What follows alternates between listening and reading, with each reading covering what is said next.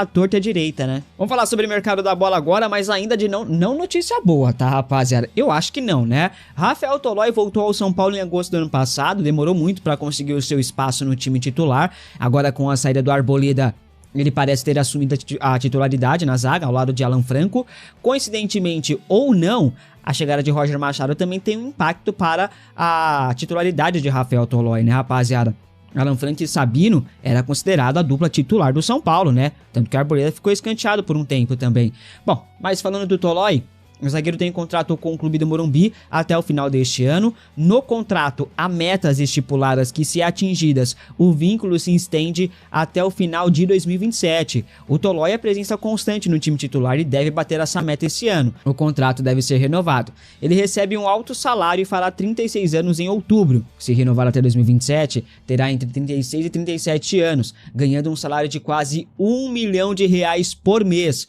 Faz algum sentido você ter um zagueiro com tanta idade ganhando um salário tão alto assim? Comente aqui abaixo a sua opinião. Será que veremos também uma cláusula desse tipo no contrato do Cédric Soares, que é tão criticado pela torcida?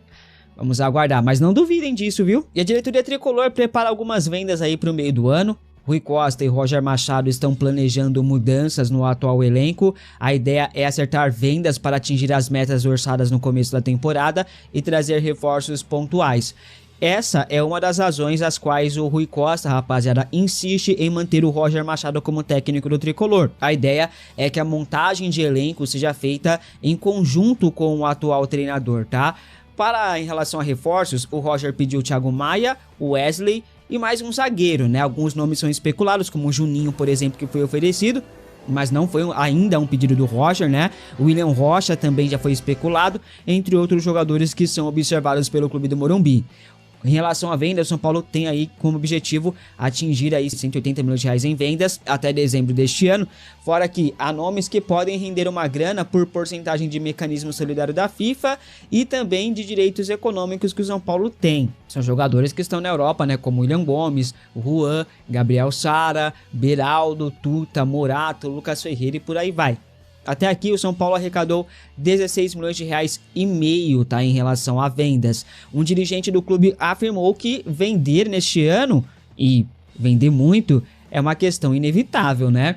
Teremos uma movimentação ali farta com saídas de jogadores, com vendas de atletas, tá? Chegadas também terá, mas em uma escala um pouco menor. Voltando à venda, um dos que podem e devem ser vendidos é o Ferreirinha, né? Hoje titular do time de Roger Machado, tá machucado, mas assim que tiver já em plenas condições, ele jogou contra o Milionários, né? Mas foi reserva, mas assim que tiver em plenas condições, inclusive deve ser titular contra o Bahia, tá? Hoje apareceu mais um interessado no atacante, né? A gente já viu aí Besiktas da Turquia, Trabzonspor da Turquia também interessados no Ferreirinha, propostas ali sendo preparadas, e agora recebemos ali uma informação de que o São Paulo recebeu ali um novo interessado por Ferreirinha, até por isso o tricolor trabalha no mercado para repor o setor da ponta esquerda, e surge alguns nomes como Wesley, Everton, Cebolinha e por aí vai. O Qatar SC monitora a situação de Ferreirinha e avalia uma investida no jogador na próxima janela de transferências. O clube qatari vê com bons olhos a contratação do atacante, né, por sua versatilidade, velocidade e principalmente a especialidade no 1 contra 1, né, no X1.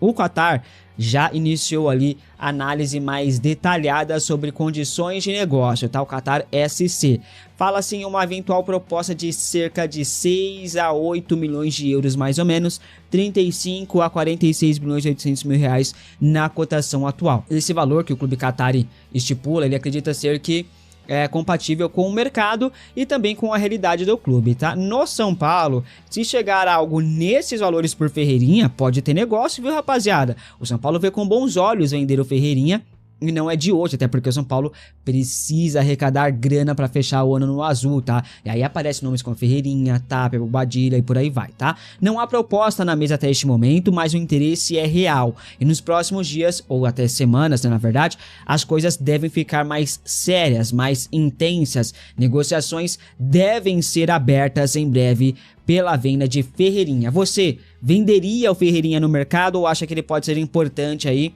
para o atual elenco, visando o restante da temporada? Comente aqui abaixo que eu quero saber a sua opinião, que é muito importante. E o São Paulo mudou a postura e vai ser mais agressivo no mercado, pelo menos é o que afirmou aí o jornalista Alexandre Zanqueta. O São Paulo demonstrou interesse na contratação de Everton Cebolinha. O interesse do tricolor já foi noticiado aqui neste canal por várias vezes, né, rapaziada? Muita gente falando assim nos comentários: ah, você só mete o louco, nada do que você fala concretiza, que não sei o que lá, papapá. Gente, a gente traz aqui a notícia, a gente traz aqui o interesse, a sondagem, a especulação. Se o clube vai contratar ou não depende de mim. Eu não assino o contrato. Agora, se o clube está interessado, eu tenho que vir aqui e falar assim, ó, o clube está interessado, mas estar interessado não significa que vai contratar. Estar interessado não significa nem que tem negociação em andamento. A notícia é, o São Paulo está interessado na contratação de Everton Cebolinha. E essa notícia a gente trouxe aqui há vários meses para vocês aqui. E ontem a TNT Sports, ela confirmou o interesse do tricolor em Cebolinha, tá? O interesse existe, mas as dificuldades do negócio também.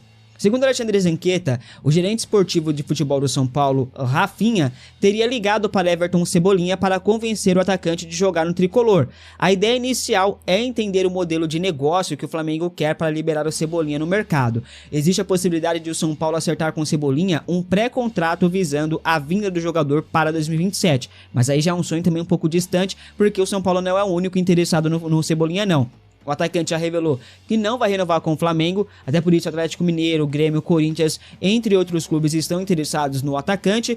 O Flamengo vai dificultar a saída principalmente para um rival direto, tá? Já o São Paulo segue observando, mas reconhece as dificuldades do negócio. O clube do Morumbi acredita que Cebolinha deve virar um leilão no mercado. O tricolor segue priorizando oportunidades de mercado, no caso jogadores de baixo custo ou por empréstimo, ou até mesmo jogadores livres no mercado. Rafinha ligou para o Cebolinha, mas um acordo será muito difícil, rapaziada. O Besiktas demonstrou interesse na contratação de Cebolinha. Os turcos, que também querem o Ferreirinha, estão dispostos a pagar 2,5 milhões de euros por Cebolinha. Valor baixo, mas é para uma compensação financeira para o Flamengo não sair sem ganhar nada, né? Já que o Cebolinha não vai renovar o contrato e ficará livre no mercado a partir de dezembro. Cebolinha tem vários interessados, cabe a ele decidir para onde irá. Você aceitaria Everton Cebolinha no São Paulo? Acha um bom reforço? Comente aqui abaixo a sua opinião. Repito, não é uma negociação fácil, mas no futebol tudo pode acontecer. No mercado da bola, nada é impossível. Agora, se o São Paulo consegue vender o Ferreirinha e trazer o Cebolinha, aí é uma negociação masterclass, tá ligado? Aí eu falo assim, caramba, aí vocês foram um gênio, mas dificilmente São Paulo vai conseguir fazer uma movimentação tão inteligente e assertiva a esse ponto, né? Vindo de Rui Costa, Rafinha, Maciel, esses caras aí, obviamente que a gente não espera uma negociação desse estilo, né? Se livrando de um jogador que é bem mais ou menos e trazendo um baita jogador que é o Cebolinha, né? Eu aceitaria o Cebolinha tranquilo, tá, rapaziada? Mas acho uma negociação bem complicada. Acho que o Cebolinha para vir pro São Paulo não iria querer receber um salário abaixo dos R$1 milhão por mês. Então, vendo essa questão salarial também, acho uma negociação bem difícil, bem complicada. Não vou criar expectativas nesse sentido, tá? A TNT Sports, a Priscila Senhorães, ela afirmou ali, pelo menos é o que tá viralizando, que o São Paulo abriu negociações por Everton Cebolinha. Na realidade, a informação que a gente tem é que não tem negociação aberta por Cebolinha. O que teve foi uma ligação do Rafinha, foi um interesse que já não é de hoje em Cebolinha, mas não há nenhuma negociação em andamento até este momento, beleza? Obrigado por ficar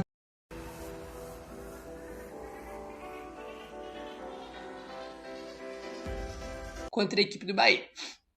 A comissão técnica do São Paulo ainda vai avaliar a evolução do Lucas nos próximos dias, até sábado, para poder definir se ele retorna ou não contra a equipe do Bahia, né, cara? Então, se ele voltar aí realmente contra o Bahia, vai ser impressionante, porque, como eu já comentei também de manhã, quando ele se machuca contra o Atlético, o papo era, ele só volta depois da Copa do Mundo, né?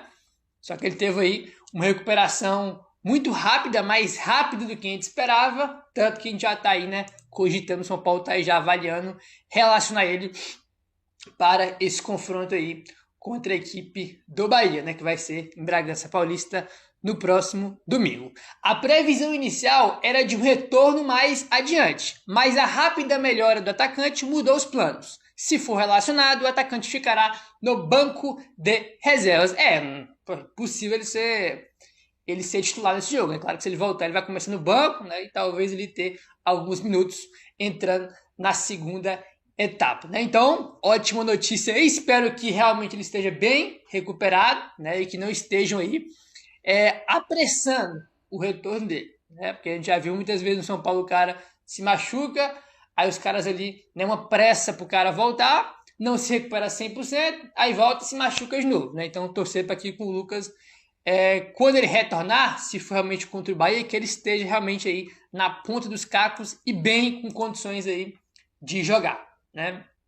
No caso, ser uma opção no banco, pelo menos para esse primeiro jogo aí, caso se confirme. Ótima notícia, é aquela coisa que eu falei. Ele estava jogando bem antes de se machucar? Não, muito pelo contrário, estava mal, estava devendo.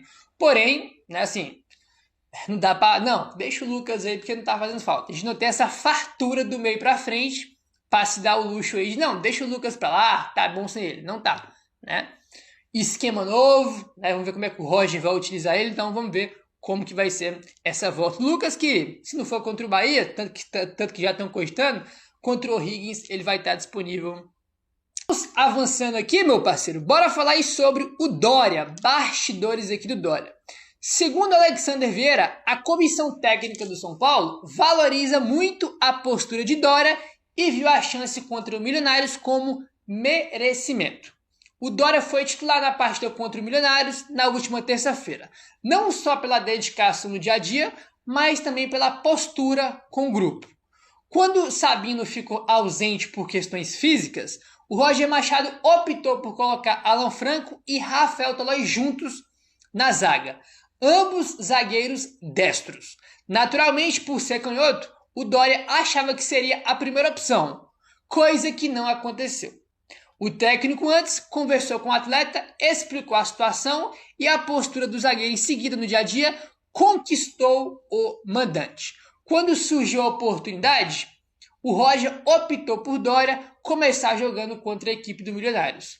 Internamente, o zagueiro sempre teve uma boa avaliação, sobretudo pelo comportamento profissional e o perfil de liderança, mesmo sem grande exposição pública, né?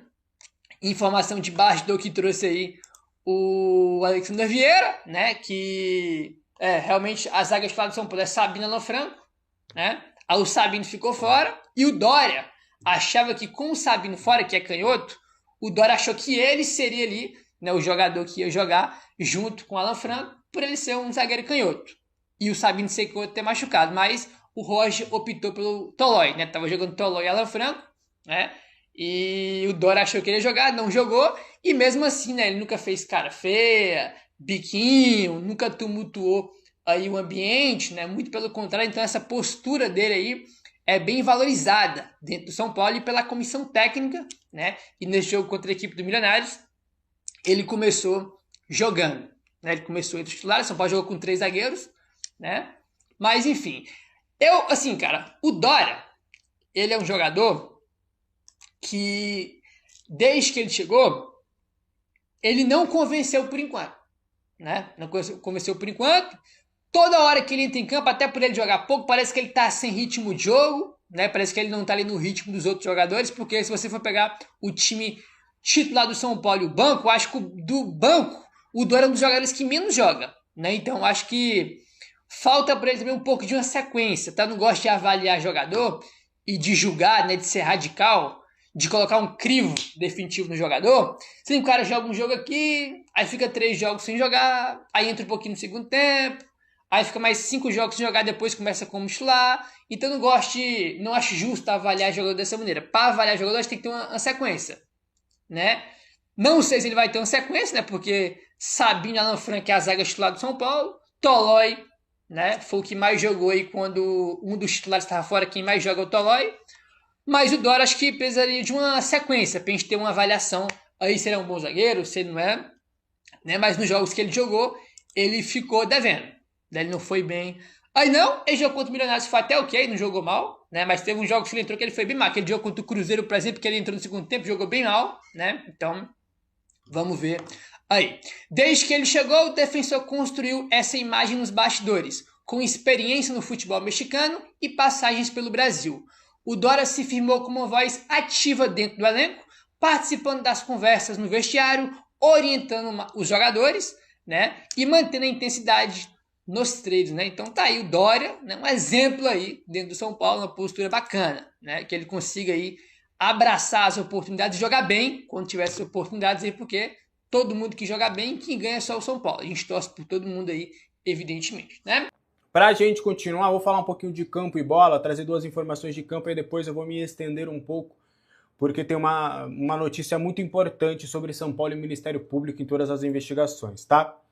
O Cauli, ele poderá atuar pelo São Paulo contra o Bahia no próximo domingo, tá? Não há uma multa contratual. E essa negociação do Cauli aconteceu muito no sentido de reciprocidade com o Bahia. Vocês vão lembrar que o Nestor foi primeiro emprestado para o Bahia e depois foi comprado. E aí, durante o ano de empréstimo que ele esteve no Bahia, que foi no ano passado, o Bahia pôde utilizar o Nestor contra o São Paulo normalmente.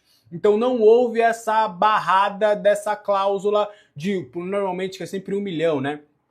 Para você poder escalar o atleta que está emprestado pelo outro clube. Mas como o São Paulo adotou essa prática de não colocar essa cláusula lá no Nestor, o Bahia também entendeu que no Cauli, como tem meta de jogos e tudo, não tem problema. Então o São Paulo poderá contar com o Cauli para o confronto contra o Bahia. Neste domingo a bola vai rolar às 4 horas lá em Bragança Paulista, e aí o Cauli está emprestado até dezembro de 2026 e tem uma cláusula de obrigação de compra fixada em 2 milhões de euros, caso ele atinja metas previstas em contrato como um mínimo de partidas. Até aqui o meia somou 15 jogos e tem 1 gol pelo clube, tá? Então ele foi titular inclusive nos últimos 3 jogos, contra o Juventude, Mirassol e Milionários. Vamos ver se ele será titular nessa partida contra o ex-clube. O que você tem achado da passagem de Cauli com a camisa do São Paulo neste momento?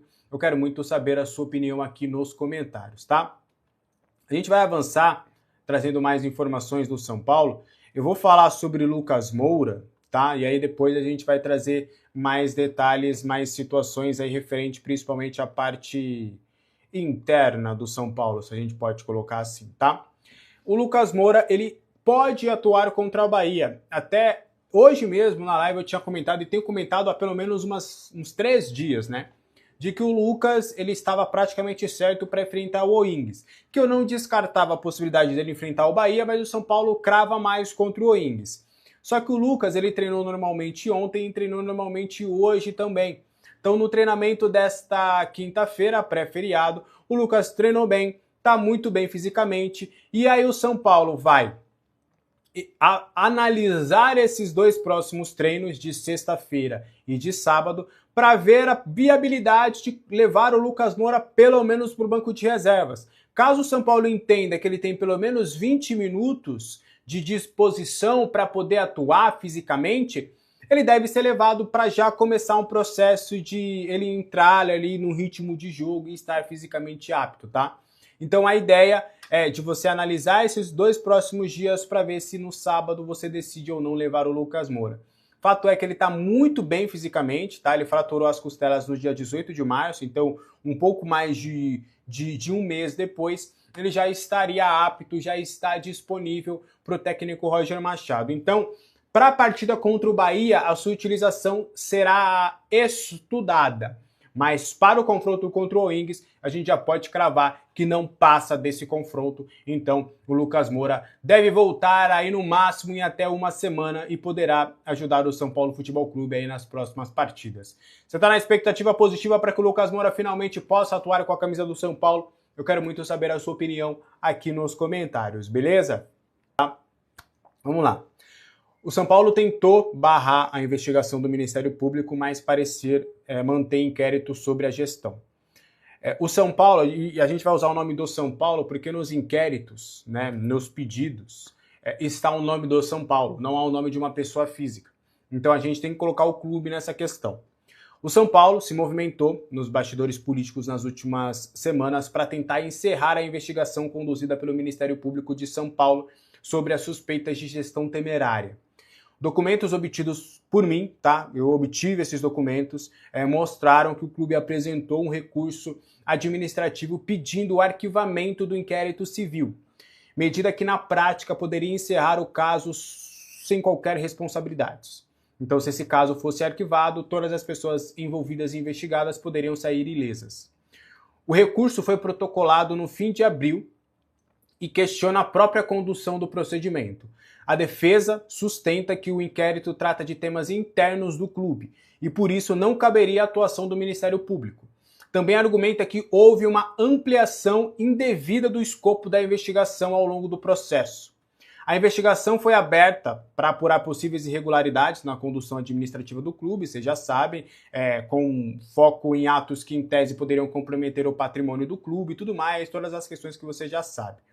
Entre os pontos analisados estão a situação financeira, a operação de antecipação de receitas, contratos firmados pela gestão, negociações envolvendo atletas da base e eventuais conflitos de interesse. Segundo a nossa apuração, o procedimento teve origem de uma denúncia anônima baseada em reportagens publicadas na imprensa. A partir disso, dirigentes e ex-dirigentes passaram a ser chamados a prestar esclarecimentos, ampliando o alcance de análises do MPSP. Na tentativa de interromper o andamento do processo, o São Paulo solicitou um efeito suspensivo no recurso apresentado. Na prática, isso daria a paralisação imediata na investigação, até que o Conselho Superior do Ministério Público analisasse o mérito do pedido. A defesa também reforçou o argumento de que o clube é uma entidade privada e, por questões internas, deveriam ser tratadas exclusivamente pelos órgãos estatutários como o Conselho Deliberativo. Em paralelo a tudo isso, o ex-presidente Júlio Casares também se manifestou nos autos em linha semelhante adotada ao clube. A defesa do dirigente sustentou que as suspeitas não se sustentam em provas concretas e teriam origem em disputas políticas internas apoiadas por interpretações de reportagens. Argumenta ainda que as decisões administrativas e financeiras não são tomadas de forma isolada pela presidência, mas também que passam por instâncias colegiadas previstas no Estatuto. Apesar da ofensiva jurídica, o Ministério Público deu um primeiro indicativo de que não deve acolher o pedido de arquivamento, tá?